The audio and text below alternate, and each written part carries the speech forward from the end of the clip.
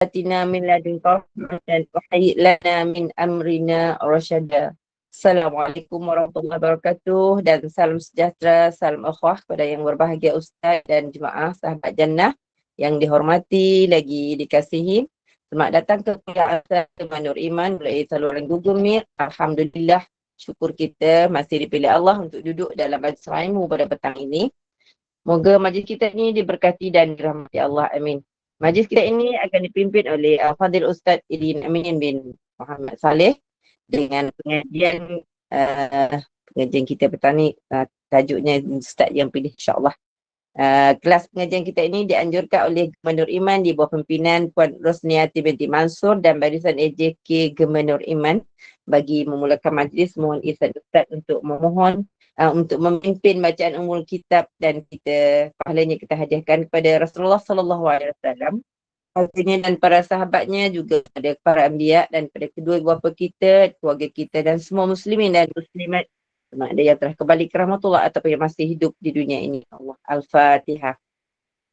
أعوذ بالله من الشيطان الرجيم بسم الله الرحمن الرحيم الحمد لله رب العالمين الرحمن الرحيم مالك يوم الدين إياك نعبد وإياك نستعين اهدنا الصراط المستقيم صراط الذين أنعمت عليهم غير المغضوب عليهم ولا الضالين آمين. Amin amin ya rabbal alamin. Bagi meneruskan majlis, saya dengan penuh takzim mempersilakan Al-Fadhil Ustaz Idin Amin untuk memulakan majlis. Dengan segala hormatnya, dipersilakan Ustaz. Terima kasih. Assalamualaikum warahmatullahi wabarakatuh. Bismillahirrahmanirrahim. Alhamdulillahi wa kafa. Wassalatu wassalamu ala sayyidina wa habibina wa syafi'ina al-mustafa wa ala alihi wa ashabihi alladhina jatabah. Allahumma faqihna fid din wa 'allimna at-ta'wil. Amin Allahumma amin. Alhamdulillah, syukur kita pada petang ini Allah pertemukan kita secara dalam talian ini dengan tujuan yang baik. Mudah-mudahan Allah limpahkan rahmat di setiap rumah di mana kita berada, di setiap tempat di mana kita berada. Yang ada dalam kenderaan, mudah-mudahan kenderaannya diberahmati oleh Allah, diberkati. Yang ada di rumah, Allah naungi dengan rahmat dan keberkatan. Yang ada mungkin di hospital, Allah naungi juga dengan rahmat dan keberkatan. Yang ada di pejabat, belum sampai ke rumah, mudah-mudahan juga dalam naungan rahmat dan keberkatan oleh Allah. Dan tak kiralah kita berada di mana sahaja, selama mana kita masih di alam dunia ini, maka mudah-mudahan hidup kita dirahmati dan berkati oleh Allah. Di rumah, di pejabat, di dalam perjalanan dan sebagainya, insyaAllah. Hari ini kita sambung perincian dari ayat 1 surah Al-Isra. Ketika mana Allah Ta'ala berfirman, Maha Suci. Maha Suci kita dah bincang hari itu. Allah Maha Suci daripada sifat-sifat yang tidak layak bagi Allah. Kemudian yang telah menjalan malamkan, kerana perjalanannya berlaku pada waktu malam. Apa hikmah malam? Apa hikmah malam? Malam adalah waktu yang menjadi ukuran penting kehambaan seorang hamba. Di siang hari di depan orang kita boleh kelihatan baik, kelihatan sopan, kelihatan tawadhu'. Tapi urusan malam, urusan kita dengan Allah, itu benar-benar menguji sejauh mana kesalehan kita yang sebenar. Apakah siang bermuka-muka, berpura-pura, berlakon, atau ingin dilihat sebagai baik dengan pergerakan di-slow-slowkan. Dulu kata ulama, di antara bentuk orang yang berpura-pura tawaduk ialah memperlahankan pergerakan. Dan kumat-kamitkan mulut seorang-orang kelihatan sering berzikir. Atau sengaja memilih baju yang buruk-buruk padahal ada baju yang cantik-cantik. Alhamdulillah. Padahal ada baju yang cantik-cantik tapi sengaja. Lain kalau orang memang tak ada kemampuan cerita lain. Jadi dengan tujuan untuk berpura-pura kelihatan zuhud, kelihatan tawaduk, jalannya mungkin tunduk-tunduk, minum air pun mungkin perlahan-lahan. Kalau ada orang yang memang jenis perlahan, cerita lain. Tapi ada orang tidak. Dia berpura-pura buat seperti perlahan-lahan, seolah-olah kelihatan macam orang yang tawaduk. Atau kelihatan seperti orang yang banyak ibadah dan sebagainya. Itu di antara tertipu dengan hawa nafsu dan tertipu dengan yang namanya syaitan. Ya, minum dengan lembut, dengan tertib tu bagus. Tetapi bukan tujuan untuk berpura-pura. Ya, berzikir tetap bagus. Tapi bukan sengaja mengumat-ngamitkan mulut di hadapan orang.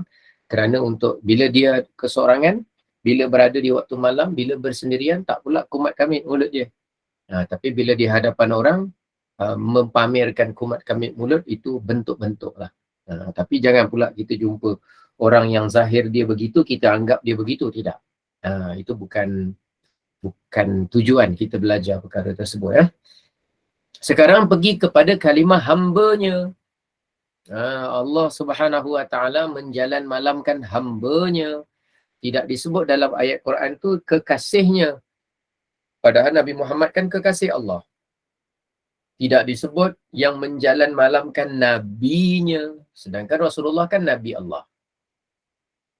Tidak disebut menjalan malamkan Rasulnya. Sedangkan Nabi Muhammad kan Rasul Allah. Utusan Allah, Nabi Allah, Rasul Allah. Tapi disebut hamba. Kenapa hamba?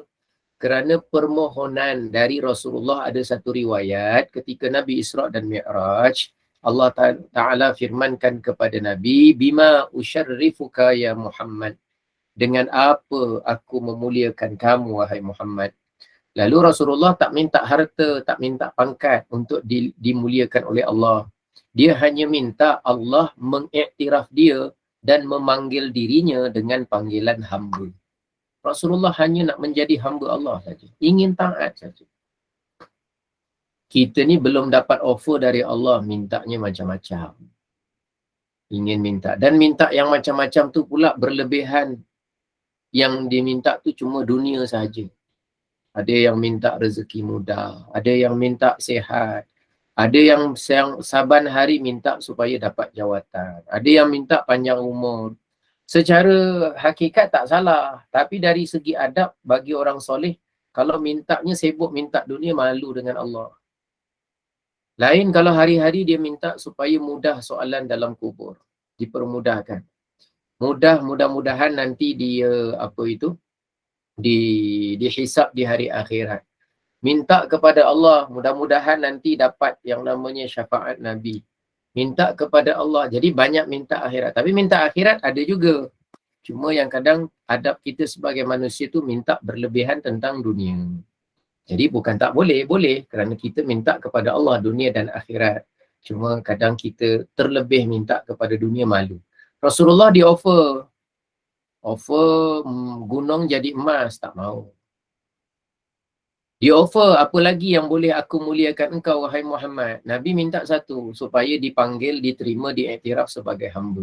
Lalu diturunkan ayat Quran tu dengan memanggil Nabi dengan panggilan hamba. Nabi cuma nak jadi hamba Allah saja. Jadi cara fikir orang soleh itu, sekalipun kita belum mampu untuk sepenuhnya buat macam tu, tapi mesti ada dalam pengetahuan kita dan perhatian kita. Contoh. Ada satu orang soleh, kita sebut sebagai ahli sufi lah. Contoh cerita. Cerita saya tak berapa tepat, saya lupa jumlah yang tepat, tapi dia punya rangka cerita dia lebih kurang macam tu. Ada seorang orang soleh, yang mana satu hari dia didatangi ahli tasawuf, ahli sufi, orang yang sibuk membersihkan hati dan diri. Satu hari didatangi oleh satu hamba Allah, wanita. Wanita ni mengadu kepada dia. Mengadu apa? Dia seorang businessman, seorang peniaga. Dan hati dia rasa sakit hati sangat kerana dia tengah berusaha untuk sabar kerana dia ditipu oleh orang. Lalu Tuan Syekh ni tanya kenapa dia ditipu oleh orang. Tentang apa dia ditipu. Rupanya dia telah berurus niaga dengan satu pihak. Dia jual berapa ratus ekor lembu. 100 atau 200 ekor lembu. Jadi urusannya dia kena hantarkan semua lembu-lembu itu kepada pembeli dan kemudian pembeli bayar dengan dia jumlah tu. Kalau katalah 100 ekor lembu. Kalau satu 5,000, kalau 100 500,000. Kalau satu 4,000. Satu 100 ekor kira-kira 400,000. Itu betul ke saya kira? 400 4,000 kali 100. Betul lah. 40,000, 400,000. Jadi dia kata setelah dia hantar lembu-lembu tu, bayaran tak dibayar. Jadi hatinya rasa sakit. Dia tengah cuba untuk sabar, tapi hatinya sakit. Jadi dia minta pandangan daripada Tuan Syekh ni. Tuan Syekh dia kata, betul kamu telah ditipu. Dari segi zahir cerita, betul kamu ditipu. Dan hati kamu sakit. Tapi sebenarnya kamu kena besarkan rasa syukur kamu lebih besar daripada perasaan sakit hati tu. Marahlah orang tipu kita. Bukan sikit-sikit. 400,000, 500,000, setengah juta. Hati kita sakit. Kita marah. Dan kita marah pada benda yang betul. Sebab orang tu menipu kita. Tapi dia kata, kamu besarkan lagi rasa syukur kamu berbanding rasa sakit hati punya kamu tu. Lalu dia tanya kenapa perlu dibuat begitu. Sebab dia kata, walaupun kamu ditipu dengan jumlah yang besar, yang pertama, kamu ditipu tu dalam urusan dunia. Yang pertama. Yang kedua, kamu diposisikan oleh Allah di pihak yang ditipu. Lebih besar bencananya kalau kamu itu ditentukan, diposisikan oleh Allah dalam posisi orang yang menipu. Lagi berat masalah. Jadi kalau orang yang ditipu memang teruk, bahagian dunianya dirugikan. Tapi dia tak akan rugi apa-apa di akhirat. Yang penting urus hatinya dulu. Kalau dapat balik dituntut, dapat balik dunianya. Kalau tak dapat balik, sekurang-kurangnya dalam urusan hati jangan rugi. Besarkan syukur kepada Allah kerana Allah menjadikan kamu di pihak yang ditipu, bukan di pihak yang menipu. Yang susah ialah, yang paling besar bencananya ialah orang yang di pihak menipu. Dia itu malah tak merasa apa-apa, merasa berjaya, merasa hebat dan terus berkekalan dengan nikmat sementara dan dia akan menderita selama-lamanya selepas daripada kematian kalau dia tidak bertaubat. Jadi kalaulah kita nampak apa yang ada di akhirat untuk kita hanya kerana kita di posisi yang ditipu, kita tak akan terlalu membesarkan perasaan marah dan sakit hati kita, tapi kita akan besarkan lagi rasa syukur kita kepada Allah, menampung perasaan itu. Itu namanya apa? Jiwa hamba. Yang saya nak cerita tu apa? Yang saya nak cerita adanya jiwa apa? Jiwa hamba. Dia tahu kalau dia dapat ke, dia tak dapat ke, dituntut ke, tak dituntut ke. Yang mustahak kan urusan hati dia dengan Allah kan. Katalah, contohlah. Ni habis cerita kat situ. Katalah, satu orang tu dia memberontak, marah, sakit hati. Ya Allah, kenapalah engkau tentukan aku macam ni, ya Allah. Aku dah berniaga jujur pun kena tipu juga. Dia tak puas hati bukan dengan orang itu, tapi tak puas hati dengan ketentuan Allah. Okey, bayangkan. Lepas tu dia buat laporan polis lah. Contohlah. Buat laporan polis, kemudian dia tuntut dengan bil, dengan apa dia tuntut. Sekali ketika dia tuntut dan dia memang di pihak kebenaran, sekali dia nak memperjuangkan balik semula tuntutan 500,000 milik dia tu, tiba-tiba nak dijadikan cerita, sebelum kes tu diputuskan, dia meninggal dunia. Dan kes tu diteruskan. Dan harta tu dapat semula kepada syarikat dia ataupun company dia. Dan kemudian dapat diwarisi oleh anak-anaknya. Baik. Dia tu yang mati tengah-tengah mengurus tu, hati dia dengan Allah macam mana? Kehambaan dia kepada ketakdir Allah tu macam mana? Sekalipun dia tu beria-ia akhirnya dapat, tapi dia kena jaga urusan hatinya dengan Allah. Kalaupun langsung terus tak dapat, orang tu tipu dan tak dapat nak ditangkap semula, dia masih mesti ada kekuatan hubungan hati kehambaannya kepada Allah. Kalaupun dia berusaha untuk secara teknikal menuntut balik, yang dia kena jaga pun hati dia dengan Allah. Redha dia, yakin dia, jangan rasa marah membesar daripada rasa syukurnya dia kepada Allah. Jadi yang Tuan Syekh bagi nasihat kepada orang ni, bukan maknanya suruh dia berdiam diri tak buat tindakan. Bukan. Kita bukan disuruh untuk buat bodoh ataupun tak ada ambil apa-apa tindakan. Bukan. Kita disuruh dalam apa-apa tindakan yang kita buat.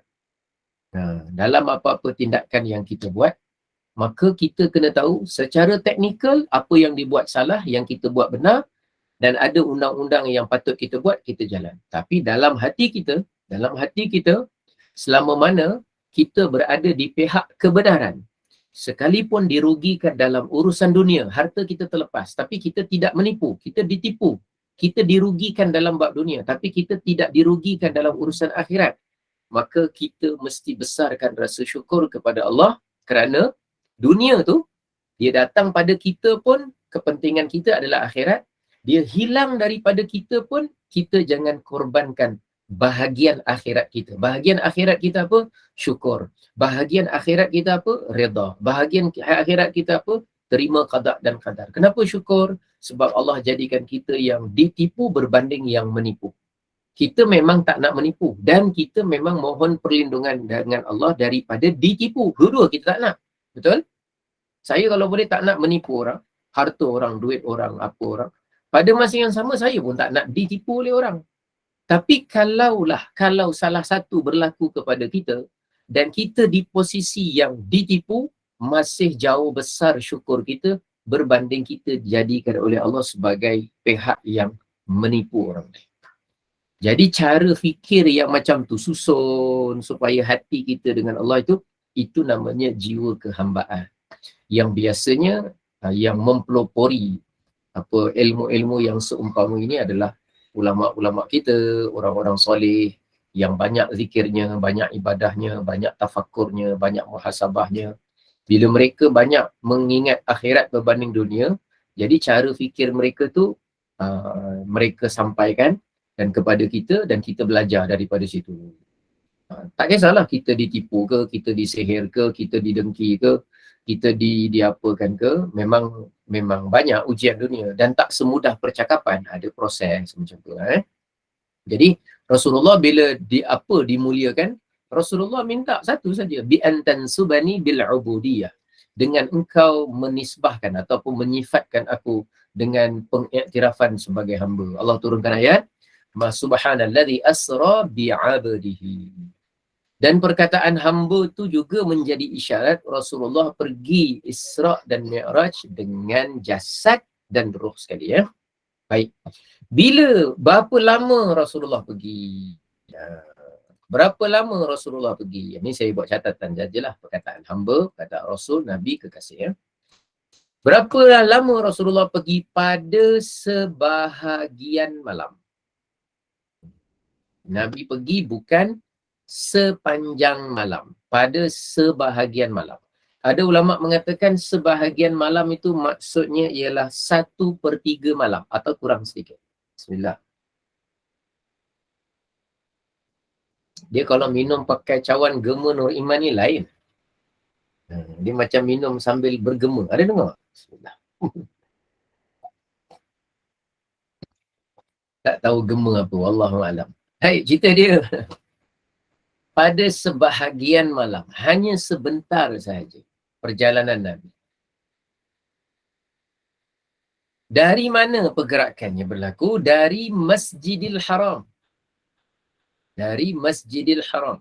Pada sebahagian malam maksudnya apa? Rasulullah ketika itu pada waktu di mana kebanyakan manusia memang tengah tidur. Dan Rasulullah di rumah sepupunya Ummu Hani binti Abi Talib. Rasulullah sedang tidur. Sebelahnya ada pakciknya, dan kemudian Jibril datang ke situ dan kejutkan Nabi, bawa Nabi, dibuka bumbung rumah, dibawa Nabi keluar. Jadi lalu mana? Lalu bumbung. Lalu bumbung terbang lah. Wallahualam. Mungkin angkat ke, mungkin macam mana, wallahualam. Terus bawa ke Masjidil Haram. Masjidil Haram dekat mana? Yang kita tahu tu, yang ada dekat Mekah tu. Itulah Masjidil Haram. Dulu kalau disebut Masjidil Haram tu maknanya Kaabah. Kaabah yang petak tu. Kalau satu ketika dulu kan tak ada lagi yang dinding-dinding tu kan. Kaabah tu. Keliling-keliling tu orang berjualan, ada yang berurusan di Kaabah, macam-macam urusan dekat situ. Ada yang minum air, ambil air di telaga Zamzam, ada yang berurus niaga, ada yang berlalu dekat kawasan situ. Itu kan tumpuan Masjidil Haram dulu. Kalau sebut Masjidil Haram, maksudnya dulu merujuk kepada Kaabah. Tapi sekarang ni kalau sebut Masjidil Haram, bangunannya lah. Bangunannya. Yang sebut 100,000 kali ganda kan, solat di dalam Masjidil Haram kan. 100,000 kali ganda tu solat di dalam bangunan dia. Tembok tu, bangunan tu, InsyaAllah gandaan dia 100,000 kali ganda. Tapi 100,000 kali ganda tu gandaan pahala. Bukan gandaan menggugurkan kewajipan. Bukan. Ada orang dulu dia pernah tinggal semayang 3 tahun. Dia kira satu hari 5. 365 hari dia kira-kira 1,008. 1,008 kali 3 tahun, 3,006. 3,006, 5,004 lebih kurang. Betul ke saya punya kira? 5,004. Oh, 5,400. Dia sekali dia semayang dekat Masjidil Haram 100,000. Sekali semayang dia kata settle lah, qada semua sekali. Bukan. Gandaan pahala tu. Gandaan pahala tu bukan maknanya menggugurkan kewajipan, bukan. Tapi gandaan pahala. Setiap kali kita solat. Jadi ganjaran dia besar. Dari Masjidil Haram dibawa. Di situ Rasulullah dibedah. Dibelah dadanya, dicuci akan jantungnya, dan kemudian dimasukkan iman dan hikmah, dan kemudian dimasukkan semula jantung Nabi, dikatakan dibawa ke dalam satu bekas yang berisi dengan air zam-zam, dan Rasulullah SAW diuruskan pembedahan belah dada itu oleh Jibril. Dikatakan kali yang tersebut masa Isra' Mi'raj itu adalah kali yang kedua. Kali yang pertama masih apa? Masih kecil. Ketika Nabi masih kecil. Jadi bergerak dari Masjidil Haram bergerak menuju ke Masjidil Aqsa. Kalau kat sini kita tengok disebut dua masjid saja. Minal Masjidil Harami ilal Masjidil Aqsa. Dua masjid yang terafdal. Kita ni masjid yang afdal ni cerita dia ada 3 dalam Islam. Masjid afdal tu maksud saya dia ada ganjaran yang khusus yang tidak ada pada masjid-masjid yang lain. Tapi masjid yang lain tetap mulia. Cuma dia punya ganjaran, darjatnya tak sama macam 3 masjid ini. Dan kita tidaklah digalakkan sangat. Bukan tidak digalakkan. Tidak ditekankan untuk pergi beribadah ke mana-mana masjid yang jauh dengan sangkaan keafdalannya, melainkan 3 buah masjid ini. Yang mana kita ditekan-tekankan untuk datang ke sana beribadah di situ. Jadi contoh, Ustaz, maknanya kalau kita nak pergi masjid luar negara tak boleh lah. Boleh. Tetapi pergi dengan tujuan menganggap masjid itu ada kelebihan afdal tertentu berbanding masjid di tempat kita, tak perlu. Kalau dengan anggapan yang macam tu. Tapi kalau pergi, memang kita pergi kat kawasan tersebut, kita nak singgah di masjid di tempat tersebut, harus saja, boleh saja. Yang kita digalakkan untuk menabung, mengumpul duit, untuk berbekal-bekal, bersiap-siap, bersedia-sedia untuk pergi ibadah di masjid yang kita nak pergi itu dalam Islam 3. Rasulullah bersabda, la tushaddur rihalu illa ila thalathati masajid atau kama qala. Kamu tidak dipertekan-tekankan, tidak diperberat-beratkan untuk pergi ibadah, membuat perjalanan ke ibadah ke mana-mana masjid di seluruh dunia ini, melainkan ada 3. Kamu ditekan-tekankan. Ditekankan tu maknanya digalak-galakkan, didorong-dorongkan untuk pergi. Yang pertama Masjidil Haram, yang kedua wa masjidi hadha, masjidku ini, Masjid Nabawi, wal Masjidil Aqsa, dan Masjidil Aqsa. Kalau tadi Masjidil Haram gandaan dia berapa? Satu kali solat 100,000. Kalau Masjid Nabawi, Masjid Nabi berapa gandaan dia? Salatun fi masjidi hadha ka alfi salatin fi ma siwahu illa al-Masjidil Haram. Solat di masjidku ini, betul. Solat di masjidku ini adalah 1,000 kali ganda berbanding solat di mana-mana masjid selain daripada masjidku ini, kecuali Masjidil Haram. So Masjidil Haram dia 100,000, lebih banyak. Baik. Yang ketiga Masjidil Aqsa, dalam riwayat sebut 500.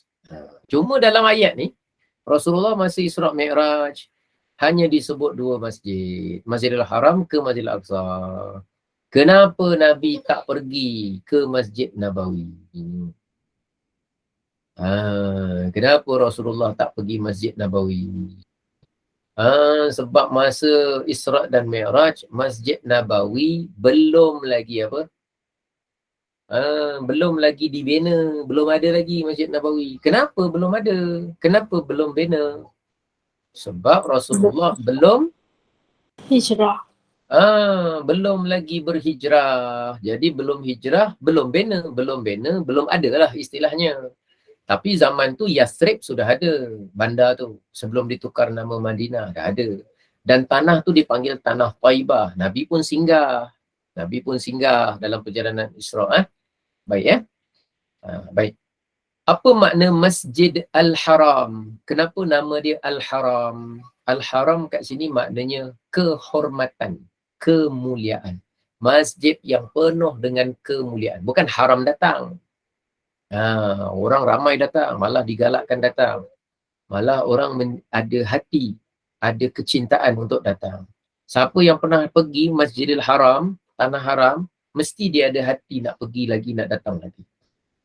Biasanya macam tu. Dan orang yang dia kadang rasa susah nak pergi, dia kena doa sungguh-sungguh kepada Allah, Allah permudahkan dia untuk sampai ke Tanah Haram. Dia ni, kita akan fikir dia susah sebelum kita pergi. Kita akan fikir macam susah. Tak percaya tanya orang yang dah pernah pergi, beza tak cara fikir dia masa sebelum pergi dengan cara fikir dia lepas dia pergi. Dia akan tahu bahawa dulu dia fikir sebelum dia mula pergi, rasa macam susah lah, duit tak ada lah, kumpul apalah, dia fikir ni lah, nanti ni tak lepas lah, nanti tinggal macam mana lah. Dia akan ada gangguan banyak.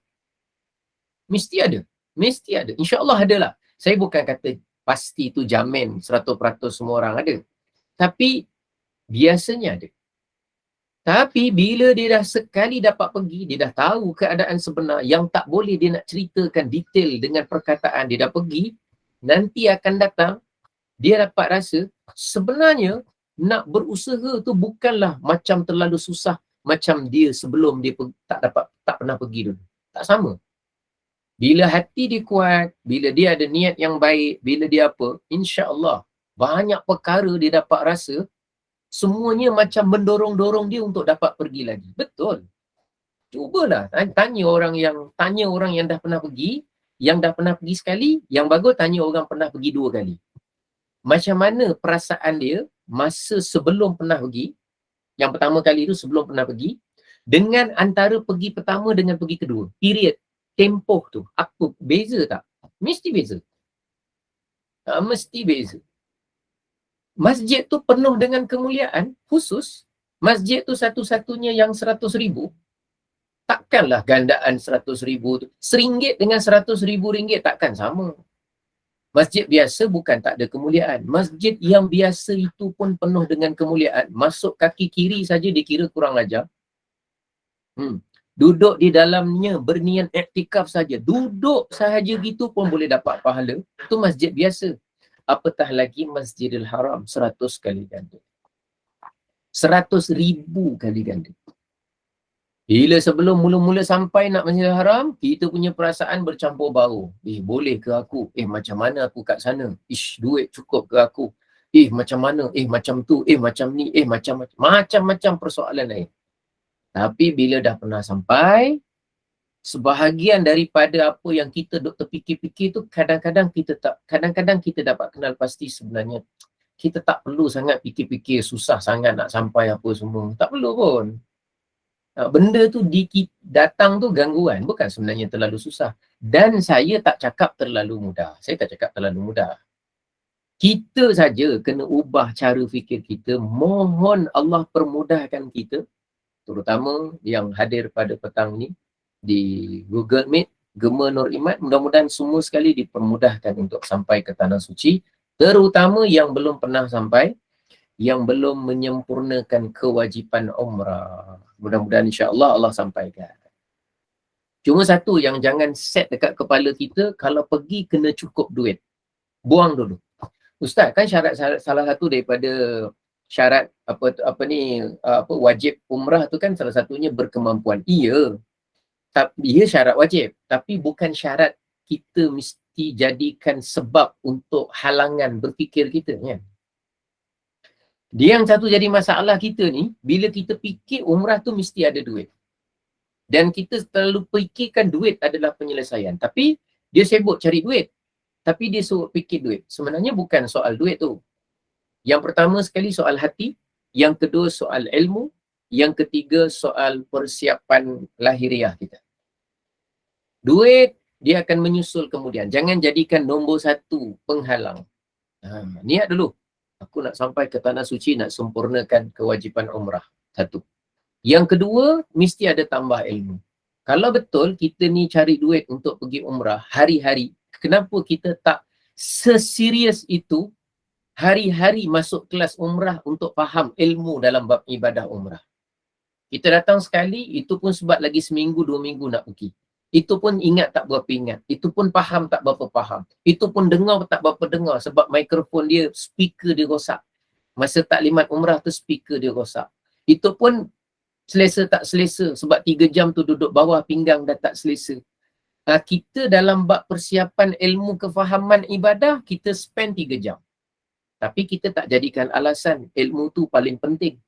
Yang kita jadi alasan tu, duit tak ada, duit belum ada. Tapi kita kerja hari-hari pun tak cukup juga duit dia. Kalau kita belum pergi, tak cukup juga duit. Jadi, sebenarnya bukan salah fikir tentang duit. Duit perlu. Sebab kemampuan tu perlu. Tapi menyusun keutamaan kita. Apa keutamaan kita? Yang pertama sekali, nawaitu. Hati memang nak pergi. Yang kedua, tindakan kita tentang pentingnya ilmu memahami, menamal umrah. Kita dah tahu belum tawaf tu apa syarat-syarat dia? Kita dah tahu belum sa'i tu? Itu ambil. Bila kita belajar sungguh-sungguh daripada sekarang, maka minda kita duk sibuk pasal duit tu semata-mata dia akan berkurang. Kerana fokus kita ialah, ya Allah, aku nak belajar umrah. Aku nak belajar tawaf tu apa. Aku nak belajar sa'i tu apa. Aku nak belajar tahallul tu apa. Salah satunya, ya Allah, engkau sebutkan dalam surah Al-Isra', Rasulullah itu diisrakan perjalanannya bermula dari Masjidil Haram. Mudah-mudahan masjid yang termulia yang ada di atas muka bumi ini, engkau sampaikan. Sebelum engkau sampaikan kakiku, sebelum engkau sampaikan tubuhku, sebelum engkau sampaikan kepala dan jasadku, engkau sampaikan dulu hati aku ke sana bersungguh-sungguh. Hati aku dulu. Kita minta lah. Dan kemudian kita belajar. Bila kita dah mula belajar, ginilah, siapa yang belum pernah sampai, cuba tanya dengan orang yang dah pernah sampai. Tanya dia. Yang saya cerita ni, tanya balik. Macam mana kau punya perasaan dulu sebelum pergi dengan selepas pergi, apa kau rasa? Terutama orang yang dah pergi kali kedua. Macam mana kau rasa? Tanya dia, kawan-kawan ke, saudara mara. Mula-mula dia akan fikir cara lain. Bila dah sampai, dia ni. Maknanya yang mula-mula tu ada beberapa perkara yang sebenarnya salah cara fikir dia. Tapi manusia macam tu lah. Mungkin dia tersilap, mungkin dia tak tahu. Jadi kita beritahu. Jadi kita niat, mudah-mudahan insyaAllah Allah sampaikan. Kita ambil berat tentang ilmunya, niatnya. Kemudian usaha untuk urusan duniawi, macam mana cukup bekal dan tiket dan apa tambang tu, kita usaha macam biasa, kumpul ataupun asingkan duit. Ni mudah-mudahan aku nak kumpul pergi umrah. Boleh saja. Cuma jangan, aku nak pergi umrah tapi duit tak cukup. Otaknya fikir duit tak cukup. Jangan. Jangan fikir duit tak cukup dulu. Memang tak cukup, tapi bukan itu. Lebih baik, akunya bab tawaf aku belum selesai lagi ni. Aku lupa syarat yang kelima apa. Fikir yang macam tu dulu. Aku ni nak pergi umrah tapi bab sa'i, dia mula dekat bukit aku Bukit Fraser Bukit Fraser ke Bukit Tinggi? Bukit Fraser pula. Maknanya dia nak ingat Safa, Marwah 7 kali. Kat macam tu. Bila kita fikir tu tentang ilmu, pelaksanaan, amalan, lain nanti. Jiwa kita tak sama dengan orang yang hanya fikir duit sahaja. Gitu. Baik. Kemudian perjalanan Nabi dari Masjidil Haram ke Masjidil Aqsa. Masjidil Aqsa pula di mana? Masjidil Aqsa di Palestin. Masjidil Aqsa di Palestin. Apa makna Al-Aqsa? Al-Aqsa maknanya jauh. Al-Aqsa maknanya jauh. Masjid yang jauh. Kenapa nama dia jauh? Kerana jaraknya dari Masjidil Haram zaman itu dianggap sebagai masjid yang amat jauh. Amat jauh. Pusatnya Masjidil Haram. Tapi perginya Aqsa, masjid yang sangat jauh. Jadi dipanggil masjid yang jauh. Sampai sekarang terkenal masjid jauh, masjid jauh. Cuma Masjidil Aqsa ni dipilih oleh Allah sebagai tempat untuk memulakan kenaikan Mi'raj. Apa hikmah Apa hikmah tidak? Sini ada yang belum pernah ke umrah ke? Berapa orang? Hari ni kita ada 125 orang yang sedang mengikuti kita. Siapa yang belum pernah umrah lagi? Belum pernah. 1 orang, 2 orang, 3 orang. Allahu Akbar. 4 orang, 5 orang. Masya Allah. Mudah-mudahan Allah sampaikan insya-Allah. Nurmawati, Zakaria, Mazni, Miftah, Hajah Rohana Atta, Nur Fairuz Jandur. Masya Allah belum pernah. Salina Kasim, tak apa. Belum pernah InsyaAllah mudah-mudahan Allah sampaikan ke Tanah Suci insyaAllah. Hajar Rozia Ahmad, Nur Malisa, Syahira Ludin. Masya Allah. Yang lain juga. Mudah-mudahan Allah sampaikan kita lah. Nama dia apa? Masjidil Aqsa. Aqsa tu maknanya yang jauh. Kita sampai sana bukan untuk jalan tau. Kita nak pergi sana tu niat untuk apa? Ibadah. Ibadah sebenarnya boleh di mana-mana. Tapi kenapa penting tempat? Sebab tempat itu Allah jadikan ada kelebihan yang tersendiri. Ada barakahnya, ada fadilatnya tersendiri. Dan kita memuliakan masjid bukan kerana masjid, tapi kerana Allah memuliakannya, maka kita memuliakannya. Sesiapa yang memuliakan sesuatu yang dimuliakan oleh Allah, mudah-mudahan esok di akhirat dibangkitkan sebagai orang yang dimuliakan oleh Allah. Kan semua makhluk kan? Macam Sayyidina Umar masa dia cium Hajarul Aswad kan? Dia kata apa? Wahai Hajarul Aswad, aku tahu engkau hanyalah batu, engkau tak boleh memberi sebarang manfaat, engkau bukan mudarat, tak boleh beri sebarang mudarat. Tetapi aku cium kau kerana Rasulullah menciummu dan aku menciummu. Jadi dia cium batu Hajarul Aswad tu bukan semata-mata kerana batu, tapi kerana Allah, diajar oleh Rasulullah. Dan Rasulullah menyebutkan betapa batu itu adalah batu yang kita sebut batu yang bagus untuk kita cium, baik dicium. Ada riwayat menyebutkan dia tu dibawa turun dari syurga, asalnya hablur putih, dengan sebab dosa manusia menjadi kelam dan gelap sehingga bertukar warna menjadi hitam. Yang penting bila Rasulullah cium, kita cium. Tapi bukan kerana batu, tapi kerana ada barakahnya di situ, kerana yang mengajarkan kepada kita, yang memuliakan dia juga adalah baginda Nabi SAW dengan cara menciumnya. Lalu kita pun datang mencium Hajarul Aswad. Berbeza dengan kalau agama lain yang mencium sesuatu, dia cium juga. Dia cium juga. Tapi cium dia dengan menganggap batu tu ada apa. Kita tahu batu tu ada barakah. Tapi kita tahu yang menjadikan barakah pada batu tersebut adalah Allah Subhanahu wa ta'ala. Jadi lain, cium-cium juga tapi dengan kepercayaan i'tikad yang berbeza. Mudah-mudahan lah insya-Allah. Saya pun dah lama tak pergi Masjidil Aqsa ni. Last saya pergi 1 bulan sebelum pandemik. Sebelum lockdown, bulan 3 kan. Saya pergi bulan 2 masa tu. Masjidil Aqsa. Dan insya-Allah akan datang memang ingat nak pergi lagi lah. Bagus pergi Masjidil Aqsa ni.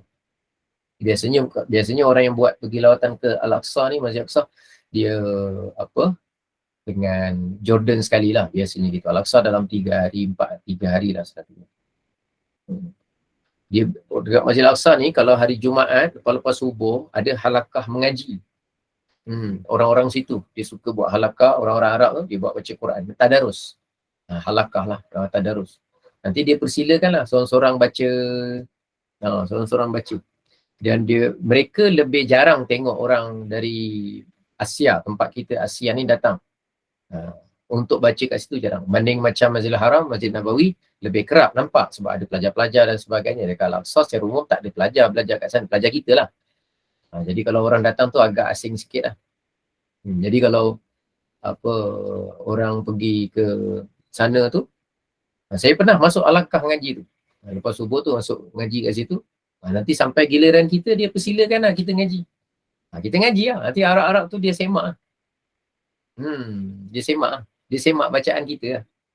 Kalau salah dia tegur. Kalau dia suka, Allah. Dia Allah je. Dia tak sangka orang muka Jawa boleh baca. Dia tengok muka Jawa boleh baca. Itu je. Lepas tu nanti dia tanya lah. Kalau dia tengok kita boleh baca, dia tanya lah daripada mana.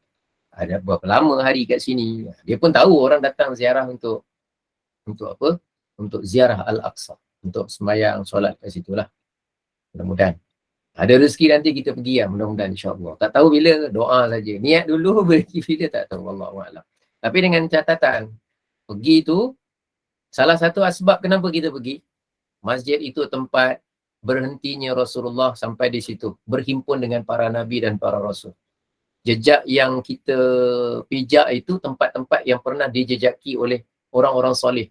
Sejak daripada Nabi Sulaiman lagi. Sejak daripada Nabi Daud lagi. Sejak daripada sebelumnya lagi.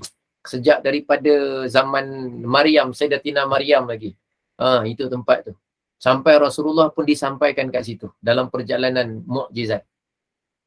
Dan dipilih tempat itu sebagai tempat untuk memulakan perjalanan naik ke langit. Kenapa tak terus daripada Masjidil Haram terus naik ke langit? Kenapa ke Al-Aqsa? Salah satu sebabnya Al-Aqsa adalah masjid yang diberkati dan diberkati sekitarnya. Kenapa diberkati sekitarnya? Ulama ada menceritakan beberapa hikmah. Yang pertama, kebanyakan Nabi dan Rasul diutuskan di sana. Satu. Yang kedua, kenapa diberkati sekitarnya itu? Kerana kebanyakan wahyu itu turunnya di sana. Masjid Al-Aqsa dan sekitar maknanya tanah Syam, bumi Syam. Dua. Yang pertama, Nabi-Nabi dan Rasul-Rasul. Yang kedua ialah wahyu-wahyu. Yang ketiga, antara hikmahnya ialah bumi Syam ni, Aqsa dan sekitarnya dipanggil bumi Syam, adalah disebutkan mahbatul malaikati fil ard, tempat landing para malaikat di bumi. Dikatakan tempat utama malaikat kalau turun tu turun di kawasan dataran Al-Aqsa dan sekitarnya, iaitu bumi Syam. Yang keempat, Rasulullah pernah berdoa dalam hadis yang sahih, Allahumma barik lana fi syamina wa yamanina. Ya Allah, berkatilah bagi kami pada bumi Syam kami dan pada bumi Yaman kami. Pertama, kebanyakan Nabi di sana. Kedua, kebanyakan wahyu turun di sana. Ketiga, para malaikat tempat landing utamanya. Keempat, bumi tersebut didoakan barakah oleh Rasulullah sallallahu alaihi wasallam. Boleh ingat 4 perkara tu? Cerita tentang Masjidil Aqsa ni. Dan yang kelima, dia adalah kiblat pertama umat Islam sebelum bertukar kiblatnya menghadap ke Masjidil Haram. Asalnya menghadap ke arah Masjidil Aqsa. Dan banyaklah hikmah-hikmah yang lain. Ulama kita karang kitab macam-macam tentang Masjidil Aqsa. Dan Masjidil Aqsa ni tempat para Nabi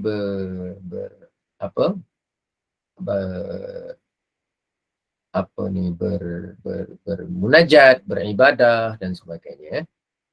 Baik, cuma setelah ditukarkan kiblat kita ke Masjidil Haram, maka kekal menghadap ke arah kiblat solat ke Masjidil Haram tu sampai kiamat. Jadi kita tak boleh menghadap balik ke Masjidil Aqsa, tak boleh lah. Ataupun kita semayang, orang kat Masjidil Aqsa pun semayang menghadap ke arah Masjidil Haram. Orang yang kat Masjidil Aqsa tu pun sendiri semayang ke arah Masjidil Haram. Kenapa? Setelah dah ditukarkan kiblat, maka kekallah itu sampai hari kiamat. Tu kekal lah sampai sekarang. Dan kita pun solat mesti menghadapkan. Salah satu syarat sah solat mesti menghadap ke arah Kaabah. Arah Kaabah tu lah. Maknanya yang ada di dalam Masjidil Haram. Kalau ada orang hari ni, katalah contoh orang tu sembahyang menghadap ke Masjidil Aqsa, jawapannya sembahyangnya tidak sah dan sembahyangnya salah. Baik. Kemudian, apa maksud dia pula? Ilal Masjidil Aqsa alladhi barakna haulahu. Ni. Yang kami berkati sekitarnya. Bumi Al-Aqsa ni dan Palestin dan Syam, bumi Syam sekitarnya adalah bumi yang barakah. Apa yang kita faham makna barakah? Barakah ni kita kena berkat. Orang Melayu sebut berkat. Berkat ni maknanya tambah atau kembang. Itu berkat namanya. Orang kalau datang walimah dah makan 3 pinggan, balik dapat berkat. Dah makan 3 pinggan kata dia. Balik dapat berkat, dapat tambahan. Tak kisahlah gula-gula ke nasi ke, dulu orang bagi nasi. Sekarang bagi gula-gula ke, bagi tak kisahlah kreativiti. Sebenarnya tak bagi pun tak apa. Cuma dah jadi apa, uruf di tempat kita tu bagi juga, tak kisah, boleh saja. Tapi cerita dia, berkat tu tambah. Okay. Jadi, benda yang nampak sama, tapi ada tambah nilai tertentu. Dengan sebab tertentu. Contoh. Waktu malam kita bermula 7 malam sampai pukul katalah 6:30 pagi. Lepas tu matahari terbit. 7 malam, 7 pagi lah, senang contoh. 7 malam, 7 pagi. Kira-kira waktu gelap kita 12 jam. Ketika bulan Ramadan, waktu malam pun lebih kurang 12 jam. Ketika 10 akhir Ramadan, waktunya pun lebih kurang sama, atas kertas sama saja. Tapi bila salah satu daripadanya insya-Allah Lailatul Qadar yang lebih baik dari 1000 bulan, dia punya ganjaran dia bertambah. Padahal kalau ikut zahir dia sama je. Sama je. Sama je apa Ustaz? Sama je 12 jam. Malam semalam dengan malam ni lebih kurang je sama 12 jam. Tapi untuk Lailatul Qadar dia ada bertambah. Dia ada berkembang. Apa tambah dia, apa kembang dia? Adalah ganjarannya, adalah kebaikannya, adalah fadilatnya. Itu nama dia berkah. Baik. Saya solat di tempat biasa. Saya solat di masjid biasa. Dengan saya solat di Masjidil Haram. Maka sembahyang di masjid biasa ada barakahnya. Barakahnya sebagai sebuah masjid. Tapi di Masjidil Haram ada barakah yang lainnya. Ada tambahan yang lainnya. Iaitu 100,000 kali ganda pahala. Contoh. Itu nama dia barakah. Asas dia tambahan. Tapi tengoklah makna dia apa. Tambah apa. Tambah dari segi material dia ke, tambah ganjaran ke, tambah fadilat ke. Tengoklah. Contohnya.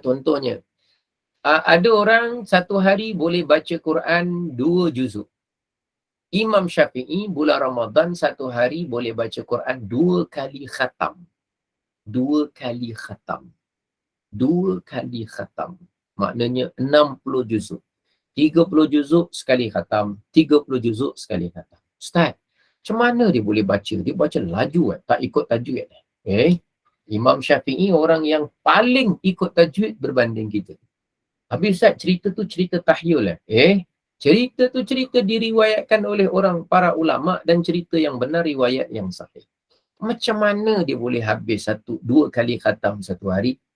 Jawapannya ialah Allah kurniakan kepada dia berkah pada masa. Orang lain ada 6 jam, dia juga ada 6 jam, tapi orang lain 6 jam tak mampu untuk khatam 2 kali macam dia. Contohnya. Kita tak boleh nak ukur masa orang lain dengan masa kita. Tak boleh. Memang zahirnya sama. Zahirnya kita malam 12 jam, dengan Nabi lalui lebih kurang malam 12 jam. Tapi Rasulullah boleh berdezuk, boleh sampai balik semula, sampai semua sekali sempat dalam masa 1/3 malam.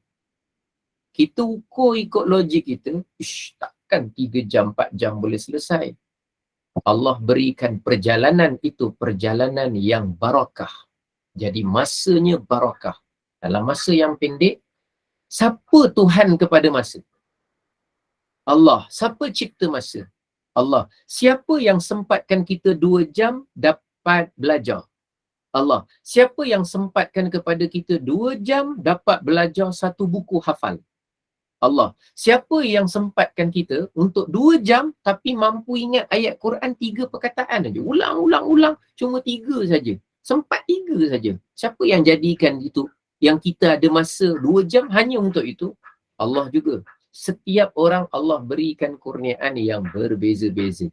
Walaupun dengan masa yang zahirnya kelihatan sama. Sebab tu kita mohon barakah. Dan bumi tu barakah. Tempat lain kita datang, kita boleh seronok. Tapi tempat itu kalau kita datang, banyak kebaikannya. Di situ kita boleh doa, di situ menjadikan kehambaan hati kita, di situ kita ingat sejarah para Nabi dan para Rasul. Macam itulah. Jadi, itu semua adalah tanda-tanda bahawa tempat itu barakah. Dan Rasulullah dikatakan dalam satu riwayat, Nabi itu sebelum sampai ke Al-Aqsa, Nabi singgah di beberapa buah tempat. Yang pertama, Rasulullah singgah di Taibah. Apa dia? Taibah. Tempat di mana sekarang disebut sebagai tanah Madinah. Nabi singgah di situ. Jibril suruh Nabi turun dari Buraq.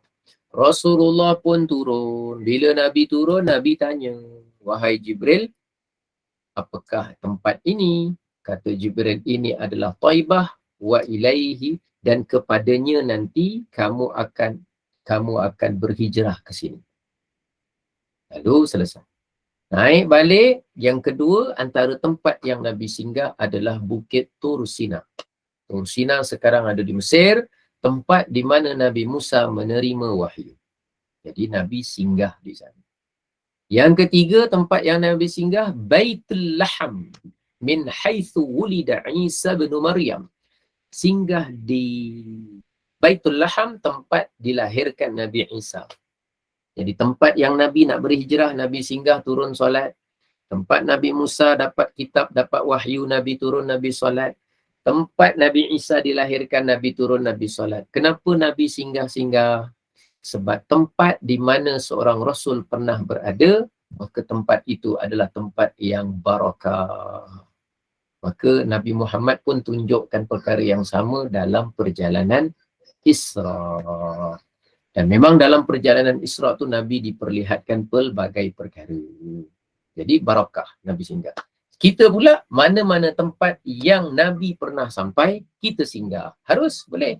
Gua Hira kita naik. Kenapa naik Gua Hira? Gua Hira kan tinggi, penat tu, sakit kaki, lenguh 45 minit. Sampai sana berdenyut-denyut betis. Balik, longgar-longgar kaki, bawa tongkat. Contohnya. Naik Gua Saur, pergi tengok. Contohnya. Tapi kita naik bukan sebab gua. Kita naik bukan sebab seronok. Kita naik bukan sebab jalan. Cuma kita fikir tempat itu pernah disampai oleh baginda Nabi SAW. Kita juga nak sampai di tempat yang sama. Mohon keberkatan kepada Allah sebab kita datang ziarah di tempat yang Nabi kita pernah berada. Rasulullah singgah di tempat yang Nabi Musa pernah berada. Rasulullah juga singgah di tempat yang Nabi Isa pernah berada. Maka apalah kiranya kita sebagai umat Nabi Muhammad pernah sampailah di tempat yang Nabi kita pernah berada. Yang kita tahu Gua Hira, sampai Gua Hira. Kalau kita tahu ada tempat lain, ada perigi tertentu, ada Gua Saur, ke mana-mana ke tempat, kita nak datang ziarah harus saja. Kita datang ziarah bukan kita percaya tempat tu ada apa. Bukan. Tempat itu ada barakah. Barakahnya datang dari Allah. Yang menjadikan tempat itu barakah, Allah. Yang menjadi asbab tempat itu barakah, Rasulullah. Apa yang Nabi sentuh, tempat Nabi berada, macam tu. Bukan kita kata tempat itu ada apa, boleh berikan kita apa, tak ada. Tak ada siapa yang boleh memberi manfaat dan mudarat kepada kita, melainkan hanya Allah Subhanahu Wa Taala. Jadi itu cerita tentang berkat. Kemudian yang akan datang insya-Allah yang selanjutnya, iaitu untuk kami perlihatkan tanda-tanda kebesaran kami. Yang ni perkara gaib. Apa yang Nabi nampak ketika perjalanan Isra itu, yang ini kita akan lihat dalam pertemuan kita yang akan datang.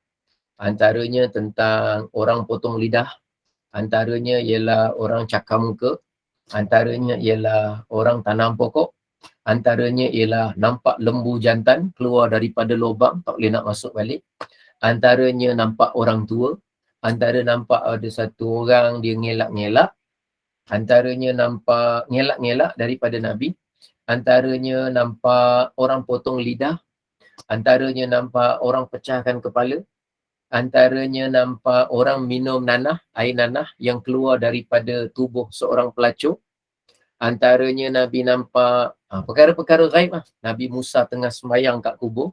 Antaranya Nabi bau tukang sikat, arwah almarhumah tukang sikat.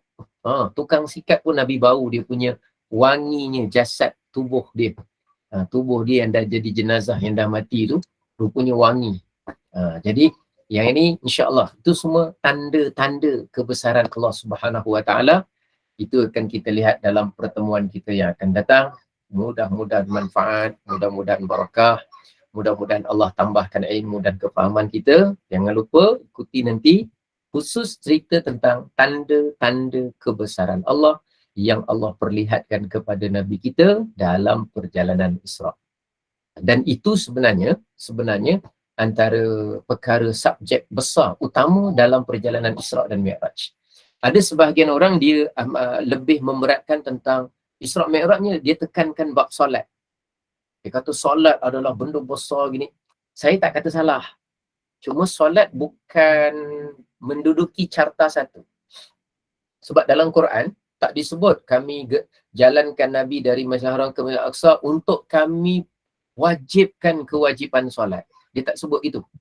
Walaupun kita tahu solat pada malam itu disyariatkan, ya kita faham dan kita tahu dan dia memang perintah besar. Memang rukun Islam. Tapi ada satu lagi atas dia, iaitu tanda-tanda kebesaran Allah. Mempercayai tentang alam ghaib. Mempercayai bahawa Nabi itu solat di dalam kuburnya. Mempercayai bahawa seorang Nabi itu dia dengan tertentulah dengan hal-hal yang berkaitan dengan perkara ghaib. Yang itu dia perkara itu berkaitan iman, i'tiqad. Jadi dia menduduki atas. Tanpa mengecilkan, tanpa merendah-rendahkan tentang urusan solat, tanpa meremeh-remehkan urusan solat, bukan, tanpa menidak-nidakkan kepentingan solat. Saya tidak buat begitu, tapi nak ceritakan supaya kita jangan highlight perkara solat sampai menenggelamkan tanda-tanda kebesaran Allah yang diperlihatkan kepada Nabi sallallahu alaihi wasallam, dan itu berkaitan dengan urusan iman, i'tiqad dan kepercayaan kita. InsyaAllah kita akan sentuh dalam pertemuan kita yang akan datang. Wassallallahu ala sayyidina Muhammad wa ala alihi washabihi wasallam. Walhamdulillahirabbil alamin. Dan saya kembalikan semula kepada pengacara majlis. Silakan. Maaf Ustaz, nak tanya boleh? Ya. Okey Ustaz. Percaya dan yakin ni dua perkara yang berbeza kan Ustaz? Okey, apa yang saya faham belajar ilmu tauhid ni, kerana kita nak dapatkan keyakinan Allah itu ada. Okey, berkenaan percaya dan yakin ni kan, seorang yang percaya belum tentu dia yakin. Macam kita kadang kalau tak nampak dengan mata dan tak dibuktikan dengan akal, kita percaya tapi tak berapa nak yakin. Contoh berkenaan dengan Isra Mi'raj ni kan, kalau kita percaya tapi tak mencapai tahap yakin tu, adakah itu berkenaan dengan tahap keimanan kita tu Ustaz? Baik, baik. Soalan yang bagus tu, soalan yang bagus. Kepercayaan, keimanan kita tentang perkara-perkara gaib ini berbeza, naik dan turun, tinggi dan rendah, besar dan kecil, banyak dipengaruhi, bukan mesti, banyak dipengaruhi oleh keilmuan, kefahaman kita tentang satu-satu perkara yang kita percaya itu. Contohnya, kita percaya bahawa malaikat itu ada. Bagi orang yang pertama kali dengar malaikat tu ada, pada dia malaikat, angel, tentera Allah, ada. Tapi ada yang macam mana? Bagaimana untuk dia merasakan bahawa malaikat tu ada? Dia perlu ilmu tambahan. Apa ilmu tambahan dia? Apa kisah-kisah Nabi bersama malaikat? Apa kisah-kisah dalam Al-Quran yang diturut sertakan pertolongan dari malaikat? Apa kisah-kisah sahabat Nabi dengan malaikat? Jadi dengan pertambahan ilmu itu menjadikan dia bertambah yakin. Bertambah kuat, bertambah yakin. Tapi untuk kita dapat yang namanya ainul yakin, haqqul yakin yang setinggi itu, kita belum sepenuhnya dapat keistimewaan yang seperti itu untuk lihat dengan mata kepala kita sendiri. Dan kita pun tidak diperintahkan untuk percaya sehingga melihat dengan mata kepala sendiri baru kita percaya. Kita tak disuruh begitu. Kita hanya disuruh untuk percaya dengan yakin seyakin-yakinnya dalam keadaan kita tidak melihatnya dan tidak melihat dengan mata kepala kita sendiri. Tapi kepercayaan tu macam mana ditambah dengan ilmu tentang perkara gaib. Bila dengar tentang kisah malaikat, bila baca ayat tentang malaikat, bila belajar tentang hadis tentang malaikat, yang itulah. Macam mana Nabi convince orang ketika nak meyakinkan bahawa adanya hari akhirat contohnya. Nabi tunjukkan tentang adanya kematian dan Nabi beritahu orang yang ni sedang diseksa di dalam kubur. Jadi iman sahabat makin tambah. Tapi sahabat tak nampak yang kena seksa dalam kubur tu. Tapi kerana dah percaya apa yang Nabi sebutkan dan percaya kepada Rasulullah, maka iman mereka bertambah. Oh betul. Dan nampak zahir perbuatan, Nabi cocokkan pelepah korma. Maka dia menambah iman. Tapi orang yang tahu, orang yang hanya dengar dalam kubur ada seksa. Cuba tanya orang biasa yang tak belajar, ada tak seksaan kubur? Ada seksaan dalam kubur. Yang macam mana seksa kubur. Dia dah percaya ada seksa kubur. Tapi keyakinan dia tak tinggi. Dia masih lagi buat dosa. Sebab dia tidak mendalami kisah-kisah seksaan dalam kubur. Dalam Quran macam mana bentuk seksaan, tahap-tahap keseksaan, jenis-jenis manusia yang diseksa. Bila tidak mendalami ilmu dan kisah sirah dan sebagainya riwayat tu, maka agak sukar untuk dia menambah kekuatan keyakinan dia pada perkara gaib. Walaupun pada asasnya dia percaya. Tapi kepercayaan dia dapat dibuktikan pada cara dia dalam kehidupan. Termasuk kita. Kita ni bertindak dalam hidup kita berdasarkan apa yang kita percaya. Kalau kita percaya amalan tu soleh, ganjaran dia besar, tiba-tiba sekarang kita semangat buat amalan tu. Dulu kita tak buat. Dulu tak tahu. Dulu kita tahu buat baik pada mak bapak tu buat baik. Tapi kita tak berapa baik sangat sebab kita tahu itu sekadar buat baik. Agama lain pun ajar buat baik. Tapi bila kita belajar, rupanya macam ni. Setiap pagi, 2 pintu terbuka. Kalau tinggal bapak atau tinggal mak je, 1 pintu terbuka. Maka pintu tu mengalu-alukan. Kalau siap buat baik, pintu tu akan jemput kita masuk syurga. Kalau dah meninggal dua-dua, maka pintu untuk kita masuk dalam urusan mak bapak dah tertutup. Maka untung kita yang masih ada mak bapak. Ada pintu buka lah hari ni, apa aku dah buat untuk mak bapak. Jadi fadilat kelebihan dari hadis tu, dia merangsang kita, betul lah. Jadi berbeza cara kita nak berbuat baik dan kita bertindak atas apa yang kita yakin dan kita yakin berdasarkan apa yang kita dengar. Semakin banyak apa yang kita dengar dari ilmu yang wahyu itu, semakin banyak mengubah keyakinan kita dan mengubah karakter dan juga pembawaan kita dalam kehidupan kita. Wallahu ta'ala a'lamu bissawab. Alhamdulillah. Terima kasih Ustaz. Terima kasih. Ada lagi soalan? Silakan. Boleh Ustaz sikit lagi? Ada? Tak ada? Assalamualaikum Ustaz. Waalaikumsalam warahmatullahi. Saya nak tanya, Ustaz, sejarah pembinaan Kaabah tu dia macamnya lebih masyhur daripada pembinaan Masjidil Aqsa. Macam mana Ustaz sejarah pembinaan Masjidil Aqsa tu? Masjidil Aqsa dengan Masjidil Haram memang riwayatnya ada berbeza-beza kerana sejarahnya panjang. Cuma untuk diri saya yang saya pegang untuk diri saya ialah yang mula-mula membina Masjidil Haram itu ialah Nabi Adam alaihissalam. Walaupun Nabi Ibrahim membina dengan Nabi Ismail, tapi Masjidil Haram tu terlibat dengan runtuh dan bina. Sampai zaman jahiliah pun dibina tapi dengan saiz lebih kecil kerana faktor ekonomi di zaman tersebut. Tetapi Nabi Adam mula-mula membina berdasarkan kepada ayat Inna awwala baitin wudi'a lin-nasi lalladzi bi Bakkah mubarakah. Sesungguhnya rumah ibadah yang pertama dibina untuk manusia berhimpun beribadah di situ, itulah yang terdapat di Bakkah. Bakkah tu maknanya Mekah, merujuk kepada Kaabah. Kemudian setelah 40 tahun dikatakan Nabi Adam berhijrah membina Masjidil Aqsa. Jadi sejak daripada itu terbinalah 2 masjid yang disebut ini dan dua-duanya mengalami runtuh dan bina. Termasuk sampai kepada zaman Nabi Musa, termasuk kepada sebelum zaman Nabi Musa, sampai kepada zaman Nabi Sulaiman, Nabi Daud, sampailah kepada zaman Nabi Muhammad SAW. Cuma perincian tahunnya, tarikhnya, ketepatan tahun berapa sebelum before century ke apa ke, wallahu a'lam, ketepatan memang ada beberapa riwayat. Tapi pada asasnya yang saya pegang, Nabi Adam di Masjidil Haram, setelah 40 tahun baginda Nabi Adam membina Masjidil Aqsa dan seterusnya berlakulah runtuh bina sampai ke zaman kita.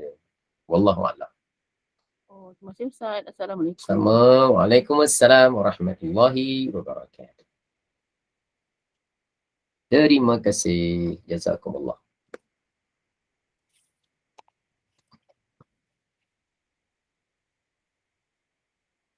Ustaz, ada orang bertanya ni, Ustaz, bagaimana kalau seseorang yang belum pernah ke Tanah Suci Mekah dan berhasrat nak pergi cuma belum berkemampuan, mana yang lebih afdal? Adakah umrah dahulu ataupun haji dahulu? Sampai mana kemampuan datang, yang tu dia pergi dululah. Tu dekat chat tu. Yang mana datang dulu. Masa dia sekarang tak ada kemampuan, okey tak apa. Umrah berapa kemampuan? Contohnya 10,000 lah dengan bekal yang ditinggalkan dengan apa kan? Contoh 10,000 atau 15,000 lah dengan bekal keluarga besar ditinggalkan, ada cukup belanja 2 minggu, 3 minggu. Dia perlu 15,000 contoh. Duit dia ada 15,000 bulan ni. Hujung bulan ni ada 15,000 tu. Maka datang kewajipan untuk dia. Kewajipan untuk dia apa? Umrah lah. Apa kewajipan? Umrah lah. Sebab umrah hukum dia wajib, haji untuk dia wajib. Maka untuk dia ketika sampai kemampuan dia waktu ini, maka untuk dia adalah kewajipan pergi umrah. Pergi umrah wajib. Umrah. Tapi kalau tak ada kemampuan, dia tak ada kemampuan. Kalau sampai kemampuan, tiba-tiba musim haji. Atau tiba-tiba masa tu surat permohonan haji dibuka. Rayuan haji. Dan dia rayu dan dia dapat. Untuk dia ketika itu tinggal kewajipan haji ya. Ketika itu rezeki dia. Tapi kalau dia dapat duit tapi haji tak buka, orang yang mohon pun sedia ada pun belum tentu dapat lagi. Pergi kat tabung haji pun tabung haji kata giliran tahun 2064. Maka dia kewajipan yang ada adalah pergi umrah. Maka umrah dia wajib buat.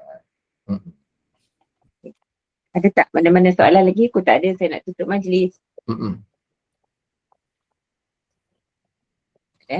Kita tutup majlis, Ustaz. Baik, insyaAllah. Alhamdulillah syukur kita pada Allah. Kuliah Ansar kita berjalan lancar. Moga bertambah ilmu pengetahuan kita hari ini. Bersyukur kalau kita diuji dengan penipuan, dengan urusan dunia, besarkan syukur kita kerugian di dunia tapi tidak di akhirat, kita dipilih di pihak yang benar. Dengan demikian kita merasa kurang sakit hati. Wallahualam, sesungguhnya urusan hati itu adalah urusan dengan Allah. Moga kita diberkahi Allah mendapat kelebihan-kelebihan yang sesuai dengan kita dalam menuntut ilmu dan istiqamah dengannya, insya-Allah. Kita tunggu sambungan tadabbur surah Al-Isra datang. Moga Allah panjangkan umur kita. Amin. And then terima kasih Ustaz, terima kasih Jen Ai, terima kasih semua jemaah. Kita jumpa di kuliah maghrib malam ni, insya-Allah pada pukul 8 malam. Saya mewakili Jen Ai mohon ampun dan maaf anda ada sebarang kekurangan dalam majlis kita pada petang ini. Segala yang baik itu daripada Allah dan yang buruk itu adalah daripada kami sendiri. Bagi mengakhiri majlis petang ini, mohon Ustaz membacakan doa penutup tasbih kafarah dan surah Al-As dan saya sudahi dengan wabillahi taufiq wal hidayah. Assalamualaikum warahmatullahi wabarakatuh. Silakan Ustaz. Waalaikumsalam warahmatullahi wabarakatuh. Subhanakallahumma wa bihamdika asyhadu an la ilaha illa anta astaghfiruka wa atubu ilaik.